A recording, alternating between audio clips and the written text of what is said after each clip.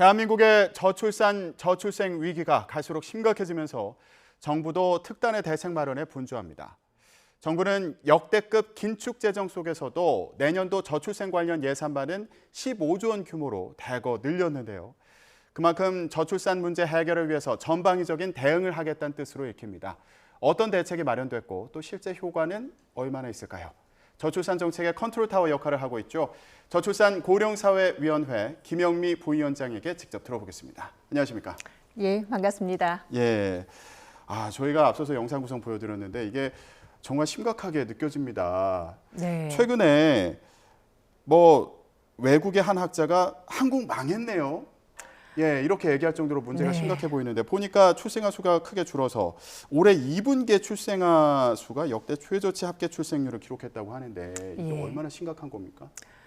예, 그러니까 저도 그 영상을 봤는데요. 그 EBS 다큐에 출연하신 조앤 윌리엄스 교수님께서 그 이제 발언을 하신 게 굉장히 화제가 됐는데 사실 합계 출산율이 그 1명도 되지 않는 나라 같은 경우에는 지금 전 세계에 거의 하나도 없다라고 사실은 할 수 있는 상황이고요. 굉장히 심각한 상황이고 예. 우리는 사실 그 초저출산, 그러니까 1.3명 이하로 떨어진 초저출산 상황도 거의 20년 가까이 지속되어 온 그런 심각한 상황입니다. 그런데 해외에서는 사실은 이 정도면 굉장히 심각한데 정작 우리 같은 경우에는 1명 이하로 떨어진 지도 2018년 이후로 한 5년 정도가 되는데도 최근에 와서야 심각하다라는 걸 인지하기 시작했다. 그런 상황이라고 할 수 있습니다. 네, 그러니까 합계 출산율이 0.7명으로 떨어졌는데 이게 연간으로 치면 0.6명까지 내려갈 수 있다. 이런 전망까지 나오고 있더라고요. 예, 예. 그동안 이제 코로나 영향도 있고 그리고 특히나 최근 급격하게 청년들의 여러 이제 통계조사 결과에서도 나오지만 청년들의 결혼이나 출산에 대한 인식이 굉장히 많이 바뀌었고 이 정도의 출산율이라는 거는 인식의 문제도 있지만 대한민국 사회에 그동안 누적되어 온 사회구조적인 문제 이런 심각한 구조적인 문제가 있다라는 시그널 사실은 청년들의 비명이라고 볼 수 있지 않을까라는 생각도 듭니다. 청년들의 비명이 저출산, 저출생 문제로도 나타나고 있다. 예, 그동안 정부가 천문학적인 예산을 쏟아부었지만 그 효과가 좀 미미한 거 아니냐라는 지적이 나오는데 그런 배경에 대해서 좀 짚어주셨다고 생각이 들고요. 자, 이번에 예산안 발표하면서 저출산, 저출생 문제에 대한 정부의 의지를 읽을 수가 있었습니다. 과거에 나왔던 대책과 비교하면 어떤 부분을 강조했다고 볼 수 있을까요? 예, 일단은 그 강조한 부분은 첫 번째는 부문으로 얘기를 한다면 주거 지원하고 그다음에 일하면서 아이를 키울 수 있는 인류가 병행을 지원하는 건데요. 그에 앞서서 좀 한 가지 말씀을 드리고 싶은 거는 지금 이제 앵커께서 천문학적인 예산을 투입했다라는 말씀을 하고 계시는데요. 사실 과연 천문학적인 예산을 투입했냐라는 거에 대해서 먼저 의문을 가지고 있고 저희가 2006년도에 2조 원에서 저출산 예산이 2조 원에서 출발해서 점점점 늘어났습니다. 그리고 2018년 이후에 그 예산 규모가 30조, 40조 그리고 작년에 같은 경우에는 51조 7천억인데요. 사실은 그 중에는 저출산하고는 관련이 없는 그런 대책들도 상당히 포함되어 있었습니다. 그래서 저희가 지금 하고 있는 것은 저출산 대책하고 무관한 정책들을 걷어내고 정말 저출산 그리고 특히 이제 아동과 가족을 지원하는데 얼마를 쓰고 있는가 그리고 이걸 이제 평가해서 선택하고 집중해야 될 영역을 가려내는 것, 그 작업을 해서 저희가 올해 3월 28일에 대통령 모시고 그리고 1차 그 저출산 고령사회위원회 회의를 개최를 했는데요. 이때 이제 발표한 게 5가지 영역입니다. 그 5가지 영역이 핵심적인 영역 그리고 핵심적인 과제들을 발표했는데 이 정책들이 이번 예산안에 반영이 됐다. 그리고 그때 발표했을 때는 사실은 다소 위기 상황이긴 하지만 예산을 담아야지 사실은 책임성 있는 발표라고 할 수 있기 때문에요. 그때는 정확하게 이제 그 구체적인 정책안을 다 발표를 하지 못했고 그래서 이게 무슨 획기적인 정책이냐라는 그런 비판도 상당히 많이 받았는데요. 그 이후에 지속적으로 저희가 정책 수요자들도 만나고 전문가들도 만나고 그리고 재정당국 포함해서 관계 부처들하고 지속적으로 협의하고 논의해서 이번 예산안이 확정됐다라고 말씀을 드리겠습니다. 네. 자, 이번 예산안 중에서 중요하게 보는 그 부분 중에 하나로 이제 주거 대책을 말씀해 주셨는데 네. 여기서 눈에 띄었던 게 혼인 여부와 관계없이 아이를 출산하기만 하면 신생아 특권 기회를 준다. 네. 그러니까 기존에는 기혼 가구 위주로 이제 대책이 있었다면 이번에는 좀 대상을 다양하게 확대한 게 눈에 띄더라고요. 예, 저희가 3월에 그 회의를 했을 때도 사실은 단순히 주거 지원을 확대해 달라라는 요구보다는 물론 이제 주거 지원 확대를 1순위로 얘기를 하긴 했습니다. 왜냐하면 청년들을 만나거나 이런 간담회를 해보면 결혼을 꺼려하는 출산을 꺼려하는 주된 이유 중에 하나로 1순위가 주거 문제였습니다. 그리고 그렇군요. 최근 이제 그 5년 동안 모든 국민이 다 아시는 것처럼 집값이 굉장히 많이 상승하지 않았습니까? 그런 것이 또 출생률을 일명 이하로 떨어뜨리는 핵심적인 요인이었기도 했는데요. 여기서 주거 지원을 단순히 예산을 확대했다라는 차원이 아니라 패러다임을 바꿨다라는 그런 말씀을 드리고 싶고 예. 저희가 3월에도 계속 주거 지원의 원칙, 패러다임을 좀 바꿔달라라고 국토부에도 적극적으로 얘기를 했었습니다. 즉 이제 신혼부부 위주의 특공, 그러니까 신혼부부 같은 경우에 결혼을 했을 때 이제 아이를 출산하고 그로 인해서 주거 지원에 대한 요구가 더 클 거라고 해서 지원을 하는데 그러니까 결혼을 하더라도 사실은 아이를 출산하지 않는 그런 가구들도 늘어나고 그럴 경우에는 좀 더 핀셋 타겟팅을 해서 출산한 가구가 실질적으로 혜택을 받을 수 있도록 예. 결혼이 아니라 그렇게 좀 패러다임을 바꿔달라. 그리고 최근에 이제 그 청년들이 굉장히 많이 얘기하는 것들 중에 하나는 결혼 페널티 얘기를 많이 합니다. 네. 혼자 사는 거하고 비교했을 때 결혼하면 주거 지원에서 더 혜택이 늘어나야 되는데 오히려 불이익을 받는다. 그래서 그래요? 혼인신고를 미룬다라는 얘기를 많이 해서요. 이번 대책에 중요하게 담긴 것 중에 하나는 결혼 페널티를 없애기 위한 여러 가지 대책들, 즉 이제 공공 분양을 할 때 맞벌이 가구의 소득 기준을 상향하는 것. 그전에는 1인 가구의 한 1.4배 정도였다면 이번에 2배로, 네, 2배로 상향해서 맞벌이 결혼한 가구들이 페널티를 받지 않도록 그렇게 조정을 한다든지 부부가 주택 청약을 할 때 각각 개별적으로 청약을 할 수 있게 한다든지 그리고 청약 통장 가입 기간을 부부가 합산할 수 있도록 하는 이런 정책들을 통해서 결혼 페널티를 없앴다. 네, 그런 점이 중요한 부분이라고 할 수가 있고요. 예. 특히 이제 결혼을 하더라도 맞벌이의 페널티를 없앴다라는 게 굉장히 중요합니다.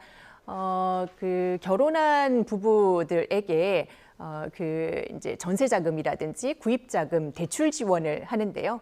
대출 지원을 할 때 그 대출 지원을 받을 수 있는 소득 기준이 상당히 낮았습니다. 그러니까 1인 가구가 전세 자금 같은 경우 그러니까 그 전세 자금 같은 경우에 6천만 원 그리고 이제 그 구입 자금 같은 경우에 7천만 원이었다면 소득 기준이요. 소득 기준. 예. 그러면 사실은 맞벌이를 하면 뭐 7천만 원은 사실 훌쩍 좀 넘어버리 6, 7천만 원은 넘는 경우들이 상당히 많습니다. 그럴 경우에는 이 대출 지원을 받을 수 없는 그런 문제들이 있어서 맞벌이를 하는 가구에게 더 불리하다라는 그런 이제 문제 제기들을 상당히 많이 했었던 터라 그래서 저희가 3월에 발표할 때는 이 기준을 상향을 해달라고 했는데 당시에는 이제 재정적인 문제들을 고려해서 전세 자금 같은 경우에는 이제 6천에서 7,500 그리고 구입 자금 같은 경우에는 7천에서 8,500의 소득까지 이제 받을 수 있도록 확대를 좀 더 했었습니다. 예. 근데 요번에 이제 발표된 안에는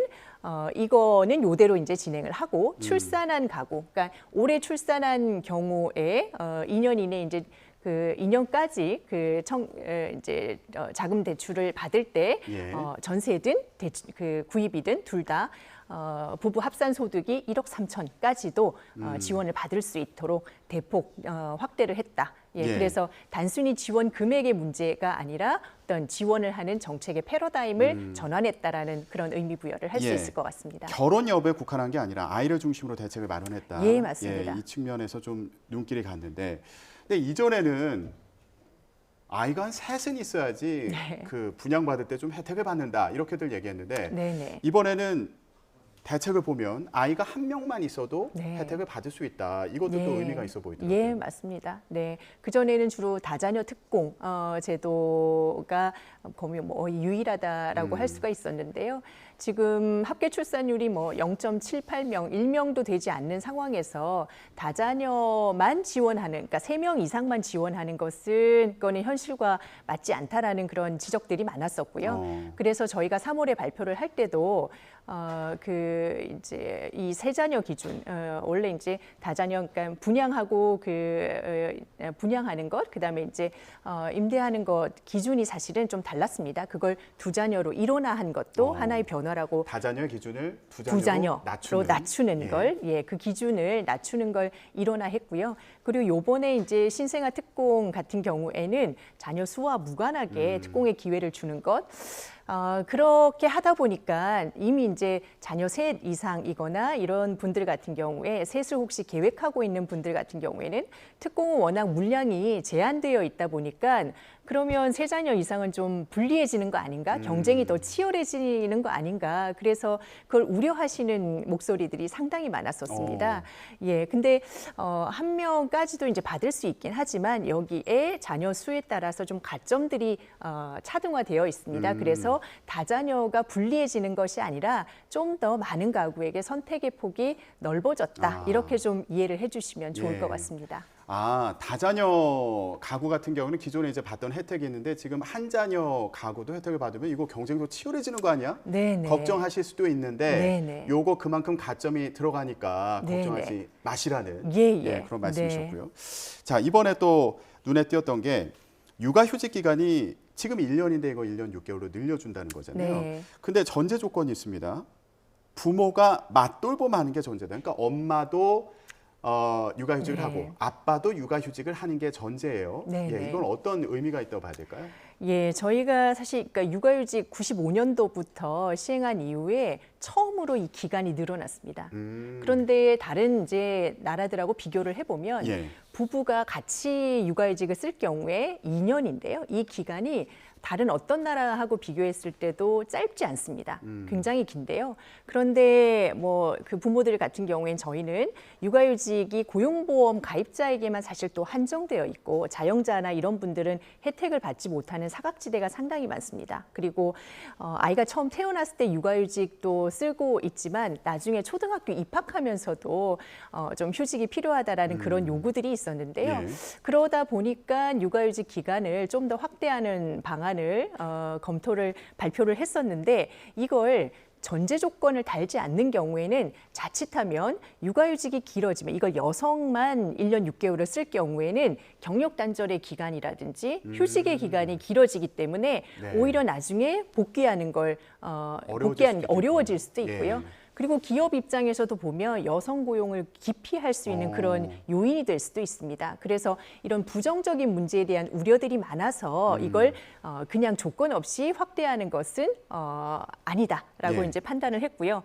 특히 이 1년 6개월에서 맞돌봄 이 조건을 붙인 가장 큰 이유는 남성들이 육아휴직을 쓸 수 있게 하자라는 겁니다. 예, 남성들 같은 경우에는 육아휴직 뭐 눈치 보여서 쓰기 어렵고 그리고 우리 사회 전반적으로 돌봄은 엄마의 몫이다라는 생각이 여전히 이제 강하다 보니까 남성들의 육아휴직 참여율이 상당히 낮습니다. 예. 출생아 부모 중에 그 해에 물론 이제 그 해에 태어난 걸 그 해에 육아휴직을 쓴다라는 걸 기준으로 봤을 때 육아휴직 사용률이 300일 이상의 대기업 같은 경우에는 여성들의 76.6%가 육아휴직을 쓰는 데 예. 반해서요. 남성들 같은 경우에는 6%밖에 안 됩니다. 그리고 50인 미만의 이런 사업장 같은 경우에는 남성은 2.3%밖에 안 됩니다. 물론 쓰기 어려운 구조도 있지만 남성들 역시도 육아휴직을 쓰는 거에 대해서 좀 주저하는 그런 부분들이 있는데요. 예. 6+ 원래는 이제 엄마가 3개월, 아빠가 3개월 쓸 경우에는 이 3개월 동안은 기존에 저희가 이제 그 육아휴직을 쓰는 걸 꺼려한 이유 중에 하나도 급여 수준이 너무 낮기 때문에 예. 예, 소득의 이제 100%를 그 급여로 보장을 해주긴 하지만 상한이 최대 급여를 받을 수 있는 상한이 150만 원밖에 안 됐습니다. 예. 근데 요 3개월 동안은 부부가 같이 쓴다면 3개월 연속으로 쓰거나 같이 쓰거나 어쨌든 부부가 같이 쓴다면 이 금액을 150에서 300만 원까지 이제 확대를 해줬는데요. 예. 요 기간을 요번에 발표를 하면서 6개월로 더 확대를 했습니다. 예. 네. 늘어나는 6개월에 대해서 이제 엄마 아빠가 같이 나눠 써야지 기간이 이제 연장을 네네. 해주는 거잖아요. 네. 근데 아빠 입장에서는 아빠가 꼭 써야 이게 연장이 되니까 맞습니다. 써야겠다는 네. 생각을 할 수는 있는데 네.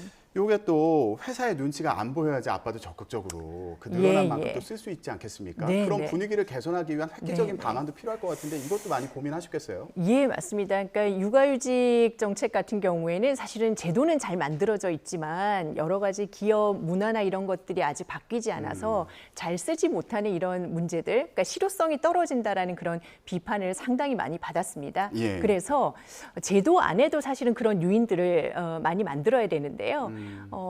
남성들 같은 경우에 눈치 보여서도 있지만 급여 수준이 너무 낮아서 사실 쓰지 못한 부분도 있기 때문에 예. 최소한 그 아이가 태어났을 때 그 짧은 기간이라도 같이 쓴다면 급여 수준도 올려주고 나중에 이제 6개월도 추가해주겠다라는 그런 그 육아휴직을 쓰는 부모에게 대한 인센티브 예. 그리고 요것과 함께 육아휴직 이거 같은 경우에는 대체 인력을 구하는 문제라든지 육아휴직을 쓰는 동안 업무가 다른 동료에게 또 전가될 수 있어서 좀 더 눈치를 보는 그런 부분도 그럴 수 있습니다. 있죠.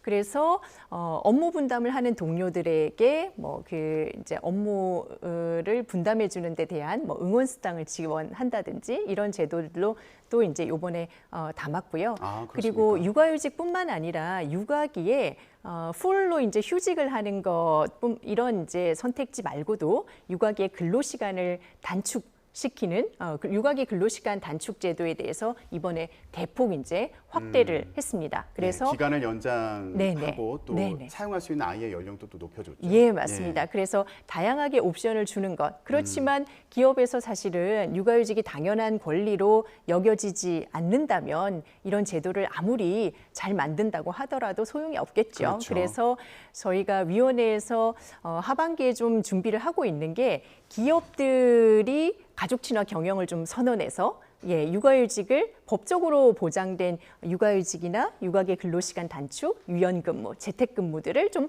활성화할 수 있도록 기업 CEO들의 관심을 좀 촉구하고 그리고 사회 전반적인 그런 분위기를 모아갈 수 있도록 대대적인 그런 기업 동참하는 그런 캠페인 행사들을 또 준비를 하고 있습니다. 아, 예. 이제 하반기에도 많이 바쁘시겠습니다. 예. 자, 이번에 대책을 보니까 아이돌보험 서비스 같은 경우에도 정부가 지원을 확대하고요. 그리고 부모 급여도 확대하기로 했습니다. 그러니까 아이를 키우는 데 드는 그런 비용 부담을 좀 덜어주겠다 이런 취지로 보이거든요. 예. 부모 급여는 그 대통령님 공약 사항이기도 했고 국정과제에도 반영이 돼서 영아기에 어쨌든 초기에 집중적으로 그러니까 여러 가지 비용들이 들어갈 때 초기에 그 부모들이 양육 비용에 대한 부담을 느끼지 않고 아이를 키울 수 있도록 지원하는 걸 목적으로 이 부모급여를 도입을 했고요. 그리고 워낙 우리는 육아휴직이 을 보편적으로 사실 쓸 수 없기 때문에 그 기간 동안 육아휴직 급여에 어떤 좀 상응할 수 있는 그 정도의 이제 비용을 지원을 한다라는 그런 의미도 있습니다. 부모급여 같은 경우에는. 예. 그리고 아이돌봄 서비스는 상당히 이제 수요가 많은데 공급이 부족하다 보니까 대기해야 되는 기간이 굉장히 길어지는 이런 게 이제 상당히 문제가 있었고요. 예. 그리고 소득계층에 따라서 그리고 자녀가 많을수록 좀 더 이제 그 아이돌봄 비용에 부담이 많이 드는데 이 비용 부담을 좀 더 덜어주기 위한 정책들이 좀 많이 요구가 됐었습니다. 예. 그래서 이번에 발표한 거에는 2자녀 이상 가구 같은 경우에는 본인 부담금 10%를 정부가 추가적으로 지원하고 더 이제 많은 가구가 혜택을 받을 수 있도록 돌봄 수당도 5% 정도 인상하는 이런 대책들을 담았습니다. 예, 많은 분들이 혜택을 봤으면 좋겠습니다. 네. 자, 이번에 나온 대책 중에 또 관심이 갔던 것 중에 하나가 임신을 준비하고 있는 부부를 위해서 사전 건강관리 사업을 네. 신설하기로 한 겁니다. 이게 혼인 연령도 높아지고 그리고 여성의 출산 시기도 좀 늦어지는 네, 그런 네. 경향을 보이니까 이런 상황을 좀 고려한 거 아닌가 싶었는데. 예, 맞습니다. 어떻습니까? 네, 저희가 그 2022년 기준으로 봤을 때 결혼 연령이 남성이 33.7세, 그리고 여성이 31.3세입니다. 예, 그리고 처음 이제 출산하는 연령이 33세인데요. OECD 국가 중에 우리나라가 합계 출산율도 제일 낮지만 초산 연령도 제일 높습니다. 그러다 보니까 고령 임신 그런 비율도 상당히 높아지고 사전에 그 이제 이 임신과 관련된 건강 관리의 중요성이 더 이제 강조되는 그런 시기라고 할 수가 있고요. 예. 최근에 저희 위원회에서 그 난임 지원과 관련해서 좀 현장에 어떤 의견들이 있는지 의견을 듣는 과정에서 난임 시술을 하는 그런 이제 고령의 그 여성들, 그러니까 그 임신을 준비하는 여성들이 어떤 얘기를 했냐면요. 결혼하고 내가 원할 때 임신하고 출산할 수 있을 줄 알았다. 이렇게 힘든 줄 알았다면 사실은 그 전부터 좀 뭐 여기 이제 관심을 가지고 좀 준비를 했을 텐데 예. 그런 준비를 하지 못했다라는 얘기들을 상당히 많이 했었습니다. 그래서 결혼 전부터, 그러니까 임신하기 전부터라도 이런 이제 자신의 이제 난소 기능이라든지 그다음에 남성들 같은 경우에 정액 검사라든지 이런 것들을 좀 사전에 할 수 있도록 먼저 지원하자. 예. 예, 그리고 이걸 지금은 이제 보건소를 통해서 지원을 하지만 차후에는 사실은 뭐 건강 검진에 포함시킨다든지 이런 식으로 좀 확대돼야 되지 않을까 그런 생각이 듭니다. 예, 알겠습니다. 자, 이번에 내놓은 그 대책에 대해서 얘기했는데 마지막으로 짧게요. 앞으로 네네. 추가적으로 좀 준비하고 계신 사안이 있다면 좀 소개해 주시죠.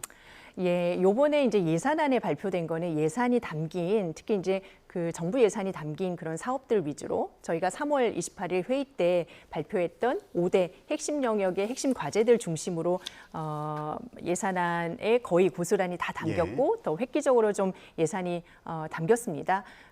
그렇지만 이제 요거는 핵심 과제들이고요. 차후에도 그러니까 초등돌봄 강화라든지 다자녀를 추가적으로 지원하는 대책이라든지 뭐 일과 육아를 병행하기 위해서 실효성을 높이기 위한 그런 정책들에도 좀 더 이제 여러 정책 수요자들의 말씀들을 듣고 추가 그런 과제들을 발굴하고 부처하고 협의해서 확대해 나갈 거고요. 무엇보다 사실은 전반적으로 우리 사회에 인구 위기가 심각하다, 저출산 문제 심각하지만 이 문제를 어떻게 이제 해결해 나갈 거냐, 우리 사회 전반의 어떤 문화라든지 인식을 개선하기 위한 노력들 이것들도 굉장히 중요한데요. 그래서 하반기에는 좀 더 결혼과 출산과 양육에 대한 그런 긍정적인 인식을 확대해 나가기 위한 그런 캠페인 혹은 이제 여러 가지 행사 활동들 이런 것들을 좀 준비를 하고 있습니다. 예, 알겠습니다. 자, 앞으로 또 어떤 저출산, 저출생 관련 대책이 나올지도 관심 갖고 지켜보도록 하겠습니다. 지금까지 김용미 저출산 고령사회위원회 부위원장이었습니다. 말씀 고맙습니다. 감사합니다.